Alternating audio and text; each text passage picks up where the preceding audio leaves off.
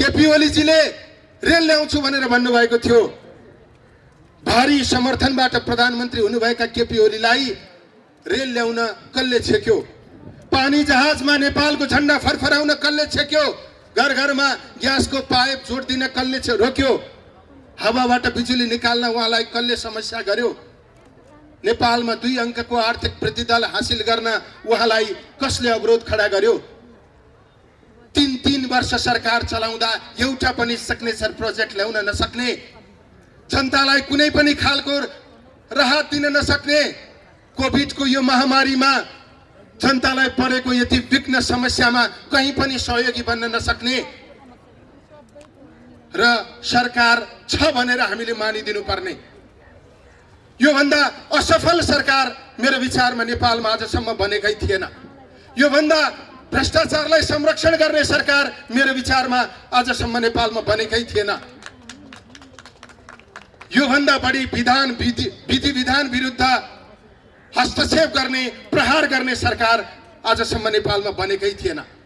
हामीले नयाँ संविधान गणतन्त्रलाई छोड राख्नका निम्ति, संस्थागत गर्नका निम्ति ल्याएका हौं। हामीले नयाँ संविधान संघीयतालाई बलियो बनाउनका निम्ति ल्याएका हौं। हामीले नयाँ संविधान नेपालमा समाजवाद लागू गर्नका निम्ति ल्याएका हौं। हामीले नयाँ संविधान समृद्धि ल्याउनका निम्ति ल्याएका हौं। गएको निर्वाचनमा मेरो विचारमा जनताले नेकपालाई त्यति ठूलो भारी बहुमत, स्थिरता हासिल गर्नका निम्ति दिएका हुन्। यी 5 वटा कुरासँग जोडेर यो सरकारलाई हेर्नुभयो भने नेपालमा गणतन्त्र होइन, विद्यातन्त्र लागू गरिएको छ। नेपालमा संघीयतालाई केपी ओलीजीले राज्यको एउटा इकाइ हो भनेर भन्नुभयो। संसारमा संघीयता इकाइ हुने व्यवस्था कहाँ छ? हामीले एउटा इकाइ बनाउनका निम्ति संघीयता ल्याएको होइन। केपी ओलीजीले भनेको समृद्धि उहाँको भाषणमा बाहेक कहीँ पनि भेटिएन।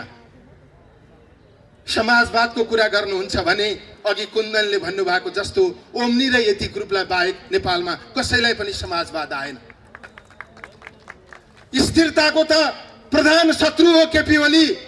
उहाँले नेपालमा स्थिरता देख्नै सक्नुहुन्न।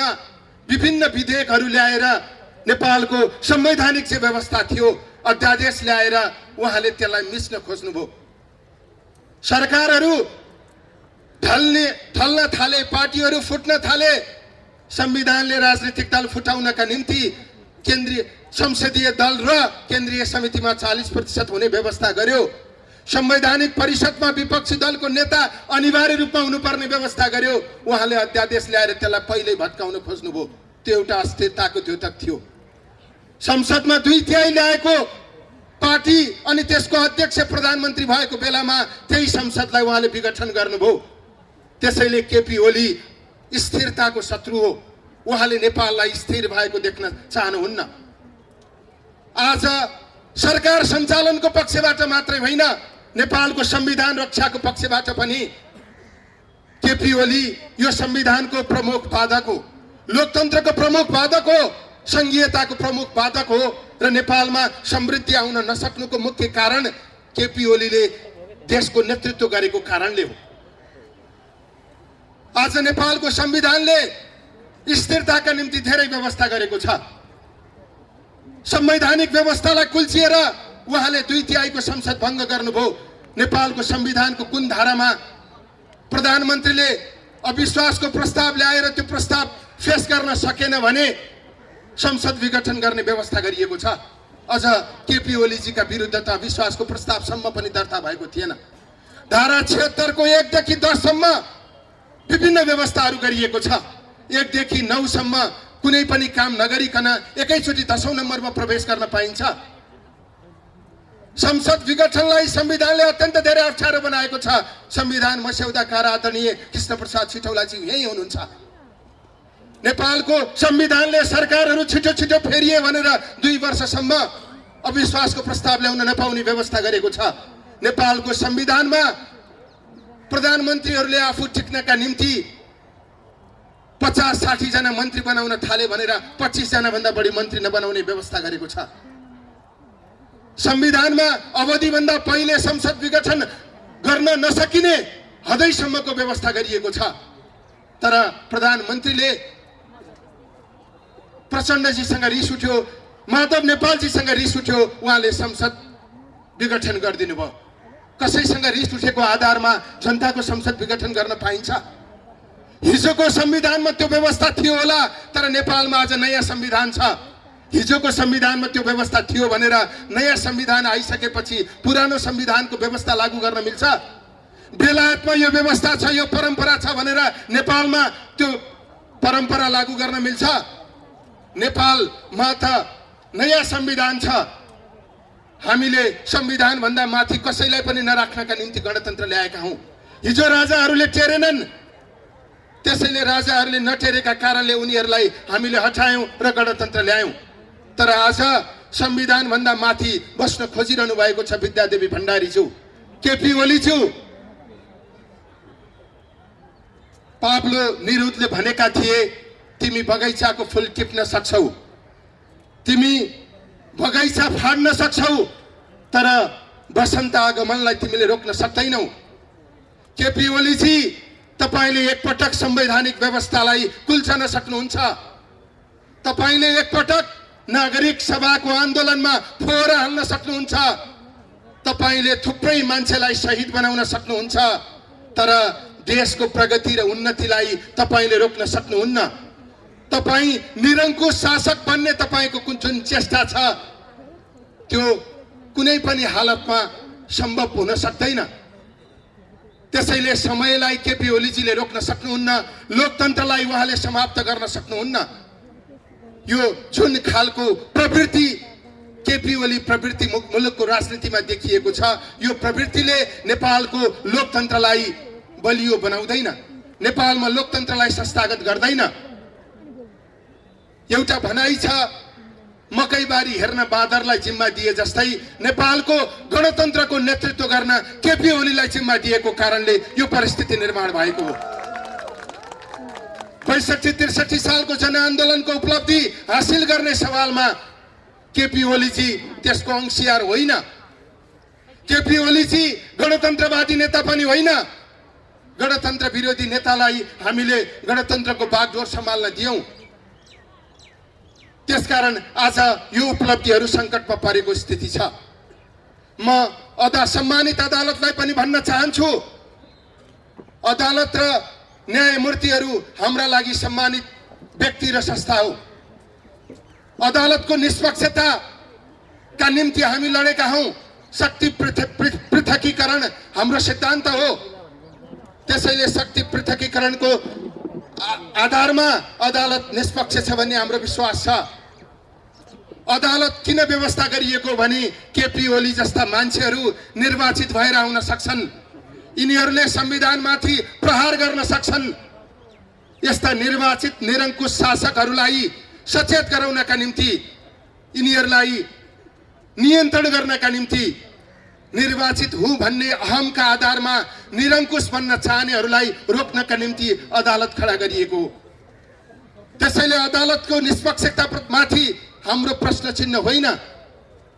हामी जनताबाट निर्वाचित संसदलाई अदालतले पुनर्बहाली गर्छ भन्ने हाम्रो विश्वास छ।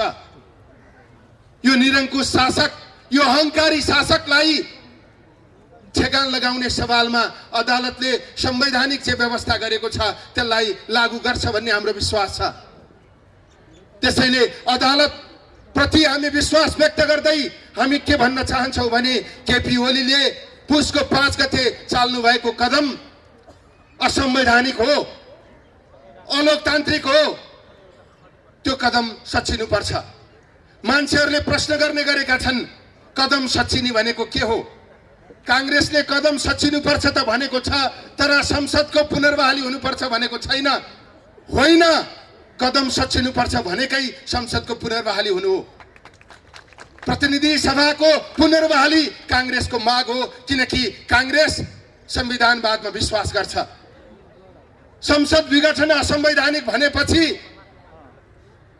असंवैधानिक कदम भइसकेपछि हुने निर्वाचन कसरी संवैधानिक हुन सक्छ? केपी ओलीजीले संसद विघटन गर्नुभएको छ। संसद विघटन गरेपछि उहाँ काम चलाउ प्रधानमन्त्री हो। काम चलाउ प्रधानमन्त्रीले दुनियाँमा कहाँ मन्त्रीमण्डल विस्तार गरेको छ? संसद विघटन गरेपछि केपी ओलीजीले मन्त्रीमण्डल विस्तार गर्नुभएको छ। संसारको कुन चाहिँ परम्पराले यो गर्न दिन्छ? संसारमा कुन संविधानमा यस्तो व्यवस्था गरिएको छ? लाज पनि लजाइसक्यो। प्रदेशमा हरेक व्यक्तिलाई संघीय मन्त्रीमण्डलको सदस्य बनाइएको छ।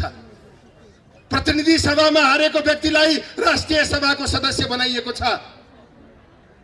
स्वास्थ्य सामग्री खरिदमा गुरमलुटसँग भ्रष्टाचार गरिएको छ। तपाईले लगाउनु भएको मास्क 10 रुपैयाँमा किन्न पाइन्छ, तर राज्य कोषको पैसा खर्च गरेर नेपाल सरकारले जिटुसियु सम्झौता गरेर 53 रुपैयाँमा यो मास्क किनेको हिसाब देखाएको छ। यो भन्दा ठूलो अनियमितता र यो भन्दा ठूलो भ्रष्टाचारहरू केही हुन सक्छ?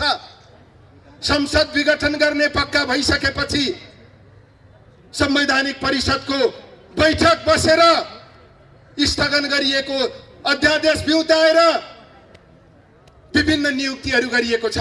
अख्तियार अनुसन्धान आयोगको प्रमुख जसलाई बनाइएको छ, उहाँको फाइल अख्तियारमा पहिल्यै तामेलीमा बसेको छ। अख्तियारमा फाइल भएको मान्छे अख्तियारको प्रमुख हुन गएपछि अब उसले भ्रष्टाचार रोक्न सक्छ? निर्वाचन आयोगमा नेकपाको सदस्य केपी ओलीजीको भक्तला लगेपछि निर्वाचन निष्पक्ष हुन सक्छ? संसद विघटन गर्ने निश्चित भइसकेपछि संवैधानिक आयोगका सदस्य र प्रमुखहरू नियुक्त गर्न पाइन्छ? यो भन्दा ठूलो अहंकार, यो भन्दा ठूलो ज्याजती, यो भन्दा ठूलो मन परितन्त्रहरू के हुन सक्छ? त्यसैले संवैधानिक परिषदमा गरिएको नियुक्ति पूर्ण रूपमा असंवैधानिक छ। त्यसमा नेपाली कांग्रेसको असहमति छ, विरोध छ, त्यो खारेज हुनुपर्छ। मन्त्रीमण्डल विस्तार काम चलाउ सरकारले गर्न सक्दैन, त्यो पनि खारेज हुनुपर्छ। सँगसँगै यो असंवैधानिक कदम सच्याएर संसदको पुनर्बहाली हुनुपर्छ। कांग्रेस यो संसदमा सानो आकारमा होला त्यो एउटा विषय हो। कांग्रेसको आकार सानो छ या ठूलो छ त्यो हाम्रो सरोकारको कुरा होइन। 15 सालमा 2/3 ल्याएर निर्वाचित भएका बीपी कोइरालाले ज्ञानेन्द्रले महेन्द्रले भने अनुसार गरिदिन तयार भएको भए उनी सधैँ प्रधानमन्त्री भइरहन्थे। तर उनी महेन्द्रले भने अनुसार गर्न तयार भएनन्। लोकतन्त्र समाप्त हुन उनले दिएनन्। त्यसकारण उनी प्रधानमन्त्रीको कुर्सीबाट सिधै जेलको छिडीमा पुगे। त्यसैले कांग्रेसका लागि संविधानवाद ठूलो कुरा हो, लोकतन्त्र ठूलो कुरा हो। पहिलो कुरा, असंवैधानिक कदम चाल्ने प्रधानमन्त्रीले गरेको चुनाव संवैधानिक हुन सक्दैन। केपी ओलीजी चुनाव गर्ने ल्याकत राख्नुहुन्न। उहाँले गरेको चुनाव आधिकारिक हुन सक्दैन। त्यसमाथि केपी ओलीजीले चुनाव गर्नुहुन्न। वैशाखको 17 गते चुनाव हुँदैन, यो हामी सबैलाई थाहा छ। कांग्रेस त्यति मूर्ख छैन। केपी ओलीजी सत्तामा बस्ने, सबैतिर नियन्त्रण गर्ने, सबैतिर आफ्नो सञ्जाल विस्तार गर्ने, एकलौटी गर्ने, अनि त्यसपछि उहाँले गरेको चुनाव चाहिँ निष्पक्ष हुन्छ भनेर हामीले पत्याउन सक्दैनौं। केपी ओलीजी प्रधानमन्त्री भएर कांग्रेसलाई जिताउनका निम्ति उहाँले चुनाव गर्दिनुहुन्न। वैशाखको 17 गते चुनाव भयो, निष्पक्ष निर्वाचन भयो भने केपी ओलीजीको पनि जमानत रहँदैन। केपी ओलीजी यदि तपाईलाई जनताका बीचमा जाने इच्छा छ भने, तपाई एकदमै धेरै पपुलर छु भन्ने तपाईलाई लाग्छ भने प्रधानमन्त्रीबाट राजीनामा दिएर चुनाव लड्न आउनुहोस्। हामी त्यसपछि तपाईको हैसियत के हो हामीले देखाउँछौं। प्रधानमन्त्रीको कुर्सी छोडेको दिन 165 वटा निर्वाचन क्षेत्रमा कहीँ पनि केपी ओलीको उम्मेदवारको जमानत बाँकी रहने छैन। 3 वर्षसम्म मनपरी गर्ने निर्मला पन्त र सम्झना विकाका बलात्कारीहरूलाई संरक्षण गर्ने, भ्रष्टाचारीहरूलाई संरक्षण गर्ने, दलालहरूलाई संरक्षण गर्ने, देश र जनतालाई सधैँभरि अपमान गर्ने, अनि उहाँ निर्वाचनमा गएर मत माग्दा कुन चाहिँ जनताले उहाँलाई भोट दिन्छ? उहाँलाई पनि थाहा छ चुनाव हुँदा म हार्छु भन्ने कुरा। उहाँले चुनाव गर्न होइन, यो प्रतिक्रियालाई कन्ट्रोल गर्नका निम्ति उहाँले निर्वाचनको पासो फ्याक्नु भएको हो। यो निर्वाचन हुँदैन। अब यदि संसदको पुनर्बहाली भएन भने नेपालमा संविधान उल्लङ्घन को प्रक्रिया प्रारम्भ हुन्छ। संसद विघटन हुने अवस्थै थिएन तर विघटन भयो, यसको मतलब संविधान उल्लङ्घन भयो। वैशाखको 17 गते निर्वाचन हुँदैन, त्यसपछि अर्को सहमतिमा अर्को व्यवस्था हुन्छ, त्यो व्यवस्था पनि संवैधानिक व्यवस्थाको खिलाफमा हुन्छ। संविधान विरुद्ध एकपछि अर्को निरन्तर कदम अगाडि बढ्दै जान्छ र अन्तिममा के भनिन्छ भने संविधानमा नभएका विभिन्न कुराहरू लागू हुन सक्ने अनि संविधानमा भएको गणतन्त्र हटेर राजतन्त्र किन आउन नसक्ने? यो मुलुकलाई त्यहाँ पुर्याउन खोजिएको छ। त्यहाँ पुर्याउने अभियानको नेतृत्व केपी ओलीजीले गरिरहनु भएको छ। केपी ओलीजी कम्युनिस्ट हो भन्नुहुन्छ। उहाँ यदि कम्युनिस्ट हो भने उहाँ शाही कम्युनिस्ट हो, उहाँ सामन्त कम्युनिस्ट हो। नेकपाको घोषणा पत्रमा 2 वर्षभित्र नेपाललाई खाद्यान्नमा आत्मनिर्भर बनाइनेछ भनेर लेखिएको छ। 2 वर्षभित्र खाद्यान्नमा आत्मनिर्भर बनाउँछु भनेर चुनाव जितेको नेकपाले 2 वर्षपछि होइन 3 वर्षपछि जनतालाई मल पनि दिन सकेन।